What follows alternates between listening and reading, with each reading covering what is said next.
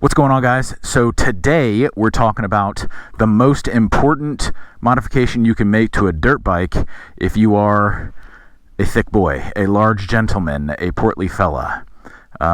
It's pretty obvious on this Kawasaki because it's green and white, and the only thing on there that's not green or white, because I don't know how to read the description on websites when I buy things, it is a rear spring for the rear shock. That guy is a very cool Yamaha blue. What are you gonna do?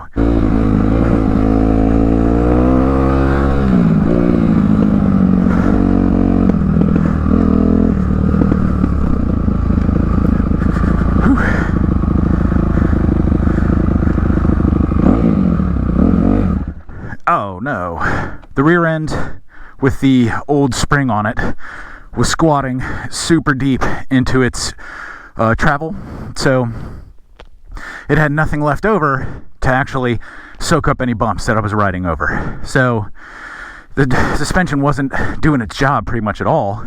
That's number one, the biggest issue with riding a bike that's not sprung for you. That rear suspension isn't doing its job at all because you've already loaded it almost completely through its travel. So it's got no rebound because of your weight, so it's just not going to do its job. The next thing that I noticed was putting all my weight on the bike. The bike squats real bad in the back, obviously, right? So if all the weight's at the back, plenty of traction, that's rad, but it lightens up the front end. So the bike should be sitting like this with all my weight on it with a stock spring, squats it real bad, lifts the front end up.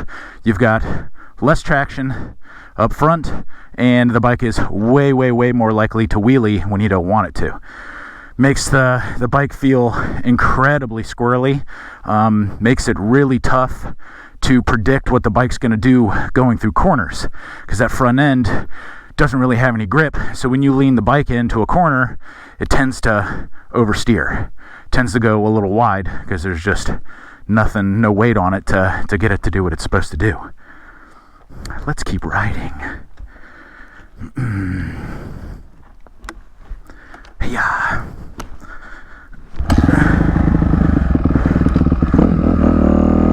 So now that the bike has got proper suspension, it no longer squats like that. It still squats because I'm a heavy dude, but it's nowhere near as bad as it was. So the bike feels like an actual bike instead of a unicycle, which is a super scary situation.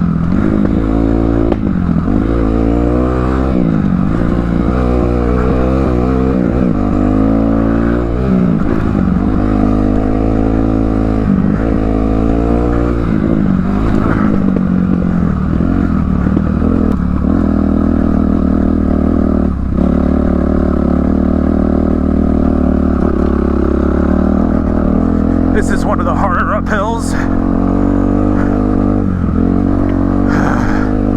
I usually do this on my 1290.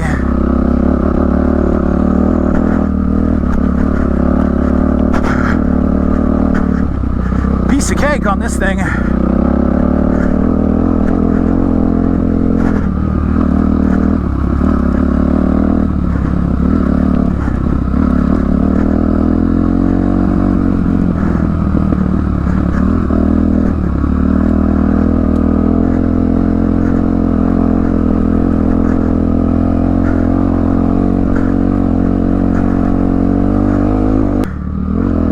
The front end feels more planted and like it's actually gonna handle obstacles the way that it's supposed to.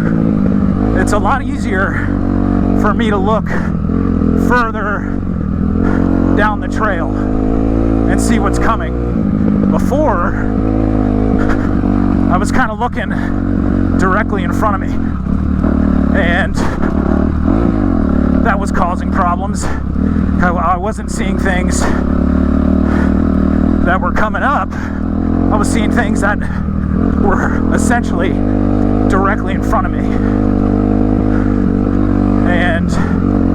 that's not a good thing, because by the time they're getting to me, I got no choice. I'm going over them. So with the bike set up the way it is now, it seems a lot easier to identify obstacles further down the trail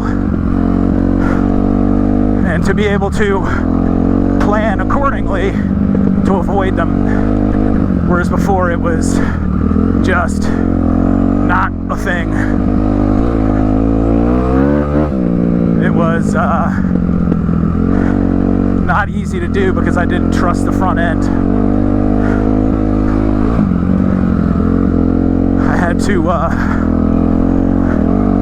kind of gingerly make my way through because I was worried about what was directly in front of me.